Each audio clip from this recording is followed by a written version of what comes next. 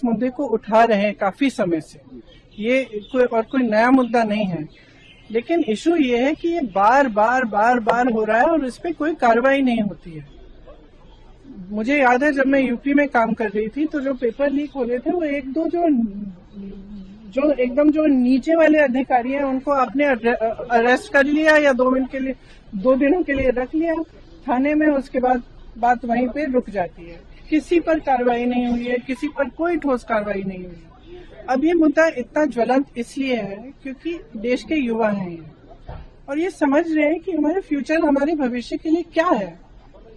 हमारे माँ बाप लोन लेकर मुश्किल से हमें पढ़ाते हैं, हम लोग स्ट्रगल कर रहे हैं, वो ये कह रहे हैं ना, वो कह रहे हैं कि हम स्ट्रगल कर रहे हैं, हमारे लिए इतना मुश्किल है। आप कोचिंग सेंटर्स को देखिए, मैंने बहुत सारे देखे, और कोचिंग सेंटर्स में जाइए और कोई भी माँ बाप जानता है, मतलब किसी भी लेवल का, किसी भी सोसाइटी में आप जानते होंगे, आपके बच्चे जब पढ़ते हैं तो कितना टेंशन होता है, कितना जब एग्जाम होता है कितना टेंशन होता है। एज इट इज इतनी मुश्किल परिस्थिति है, ऊपर से आपने जॉब्स क्रिएट नहीं किए हैं इतने समय से, तो बच्चा अपने फ्यूचर को देख रहा है, कह रहा है कि मतलब मेरे फ्यूचर में फिर है क्या, मैं स्ट्रगल ही करते रहूं। मैं कह रही थी इंग्लिश में, मैं कह रही थी कि मैं कुछ ऐसे बच्चों से मिली थी जब मैं यूपी में काम कर रही थी, उस 26 साल के, 27 साल के, 28 साल के बच्चे कह रहे हैं हमारी तो शादी भी नहीं हो रही है, हम कुछ कर नहीं पा रहे हैं, हम इंतजार कर रहे हैं कि हमारी नियुक्ति की लिस्ट आएगी, पेपर लीक हो जाता है, हम एग्जाम देते हैं, कुछ पता नहीं चलता, उसके बाद फिर हम दोबारा देते हैं। तो मतलब ये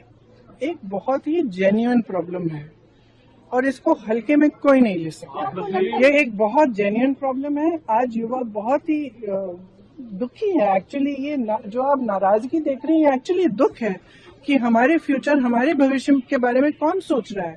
और इनकी सिंपल सी चीज है, आप प्रधानमंत्री हैं, आपकी जिम्मेदारी है, ये युवा है, हम सब इस सदन में रोज आते हैं, अब ना तो यहाँ पे आप चर्चा करना चाहते हैं, ना ऑपोजिशन को आप पॉइंट उठाने देते हैं, आप डिस्कस नहीं करना चाह रहे हैं।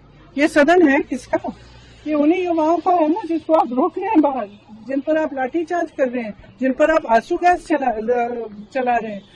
ये तो मतलब ये सदन ही उनका है, हम सब यहाँ हैं, किसने हमें यहाँ रखा है? उन्होंने ही रखा है। तो उनकी बात तो सुन ले, उनकी बात तो सुन। मोदी एंटी यूथ है, बिल्कुल एंटी यूथ है।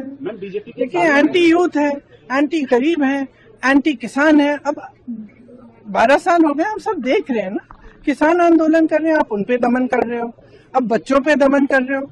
बच्चे हैं, सुन लीजिए इनकी बात, क्या होने जा रहा है। अगर इनकी बात शांति से सुन लें, आप मंत्री जी की जिम्मेदारी है, उनसे रिजाइन करवाइए। देखिए एक जमाना था जब मंत्री जिम्मेदारी लेते थे, मुझे याद है एक ट्रेन का एक्सीडेंट हुआ था शायद 80s में, अगले दिन उन्होंने इस्तीफा दिया, जो मंत्री रिस्पॉन्सिबल थे, जो उसके समय के रेल मंत्री थे। तो इस्तीफा दीजिए, जिम्मेदारी लीजिए, और सबसे जरूरी तो यह है कि सिस्टम को दुरुस्त करिए।